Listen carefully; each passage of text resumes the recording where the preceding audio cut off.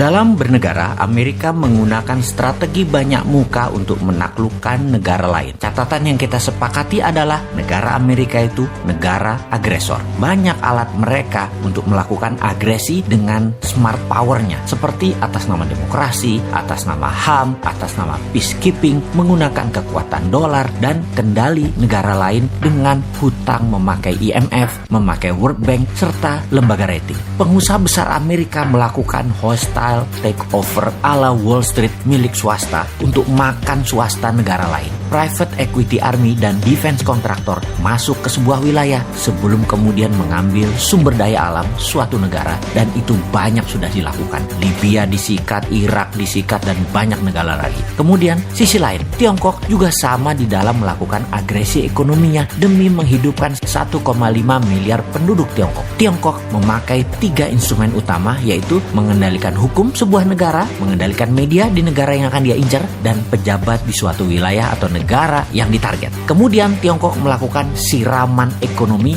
melalui BUMN Tiongkok, uang Tiongkok, SDM Tiongkok, dan teknologi Tiongkok. Indonesia kalau bersama Mardigu Nation New Mind akan juga merubah permainan. Kita tidak akan mau kena instrumen Tiongkok dan tidak akan pakai lagi instrumen Amerika. Jadi ketika mendapatkan mandat siapapun New Mind, maka saran terpentingnya akan diubah pertama-tama adalah posisi Bank Indonesia. Kemudian Kementerian Pertahanan. Kementerian tersebut bukan bertahan dengan menguatkan bedil persenjataan dan mesin perang fisik, namun membangun 5 garda penyerangan. Sungguh, apa yang saat ini manajemennya di Kementerian Pertahanan hanya 1/5 dibandingkan apa yang akan kita bangun dalam Kementerian Perang atau Minister of War atau Department of War ala New Mind. Di negara berdaulat dan negara besar, Kementerian Pertahanan manajemennya dan actionnya sudah berubah sejak 20 tahun yang lalu. Indonesia sudah memiliki banyak panglima, menteri pertahanan, namun sayangnya semuanya old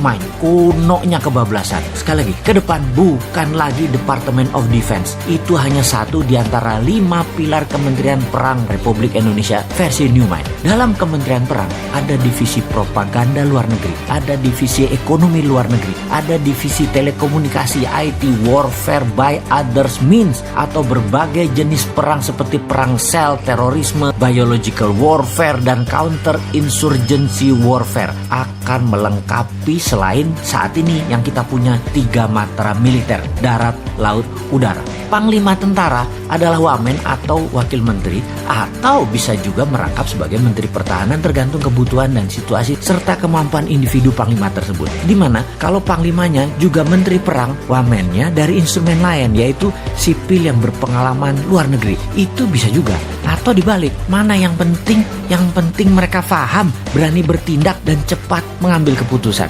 Department of Homeland Security adalah kementerian yang membawahi kepolisian. Kepolisian sekarang tidak direct ke presiden, tapi di bawah kementerian. Kementerian Homeland Security dan National Defense Council di bawah Menko Pertahanan, Keamanan, dan Perang, Menko PKP. Ini nomenklatur kementerian baru. 3 pilar Mardigu Nation itu sederhana. Itu diwakili 1 Menko Ekonomi dan SDM, 2 Menko PKP, Hukum dan Politik, dan 3 Menko Kesra dan HAM. Di dalam membangun kekuatan serang, maka pasukan elit Densus Gultor menjadi 1. Densus di dalam, Gultor serang keluar, dan ofensif ke negara lain. Ini di bawah National Security dan Defense Council. Jadi kalau ada kementerian ditambah, pasti ada kementerian yang dikurangi atau ditutup. Maka Kementerian Tenaga Kerja akan jadi Dirjen Tenaga Kerja di bawah Kementerian Pendidikan. Juga Kementerian Pemuda dan Olahraga masuk ke Kementerian Pendidikan. Kementerian Sosial akan hilang, langsung dikasih ke Pemda, dinas sosial di pemerintahan daerah masing-masing. Kementerian Peranan Wanita ditiadakan,